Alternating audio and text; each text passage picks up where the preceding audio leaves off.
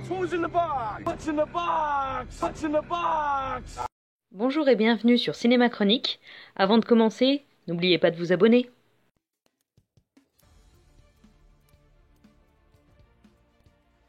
Aujourd'hui, on fait l'unboxing du dernier Loot Fright, une box bimestrielle à 26 € autour des films d'horreur.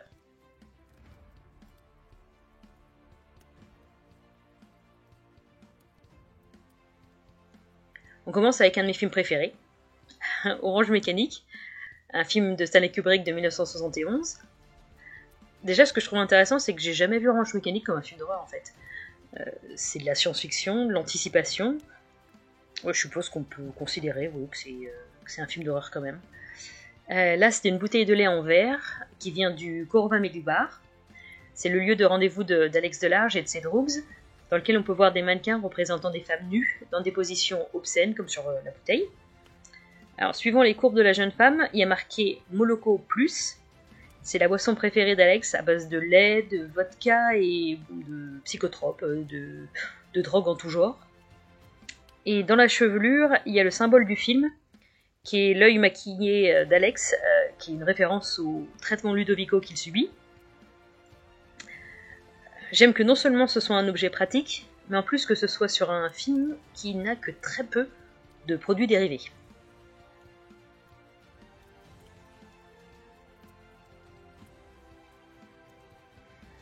Ensuite, on a un objet issu du film The Lost Boys de Joel Schumacher en 1987. Alors, c'est un film d'horreur, bien sûr, mais un peu comme les Gremlins est un film d'horreur. Cette box, elle avait déjà fait un item sur Lost Boys Génération Perdue. Ce qui est cool parce que le film n'est pas si connu que ça en fait.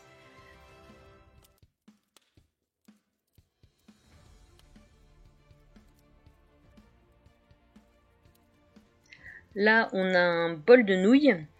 Alors, ça fait référence à la scène où David, qui est le personnage joué par Kiefer Sutherland, offre un repas chinois à Michael, le personnage joué par Jason Patric, et il joue avec lui en le manipulant et en lui faisant croire qu'il mange des asticots, alors qu'en fait ce sont que des nouilles, only noodles, comme il y a marqué là.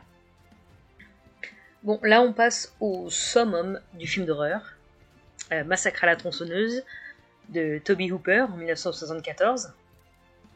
Alors c'est une figurine de Leatherface, qui est surnommé affectueusement Boba par sa famille, mais on ne connaît pas son nom.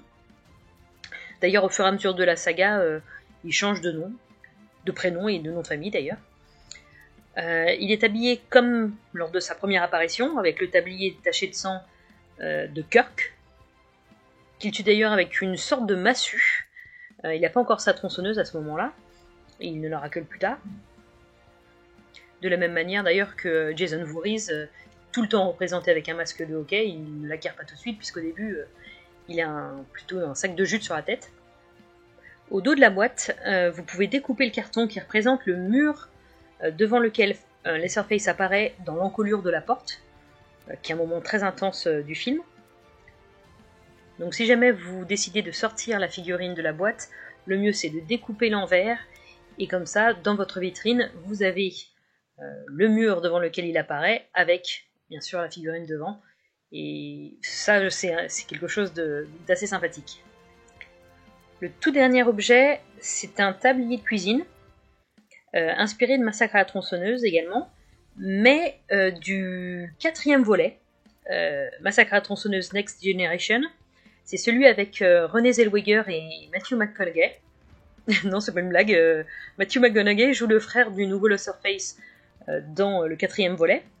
Alors le tablier, il est au nom de l'autre frère, Walter Edward Slaughter, puisque dans cet épisode-là, il ne s'appelle plus les Sawyer ni les Hewitt, mais les Slaughter. Et c'est pour un jeu de mots sur WE, donc We Slaughter, ce qui veut dire en fait nous abattons, avec la carte du Texas qui est raccommodée à la manière du masque de Leatherface, avec vraiment des gros points de suture. Et en dessous, la route qui mène à l'abattoir, avec la tronçonneuse et l'inscription entreprise familiale depuis 1974, et évidemment les taches de sang de la dernière victime. Et bien pour tout dire, j'aime énormément cette box. Loot Fright, c'est une des box qui m'a rarement déçu, parce que les produits dérivés sont hyper originaux, et en général ils sont utiles, comme là pour la cuisine en l'occurrence. Donc je vous la recommande vraiment. Si la vidéo vous a plu, n'hésitez pas à vous abonner à la chaîne et à mettre un like. Je vous dis à bientôt et stay gold.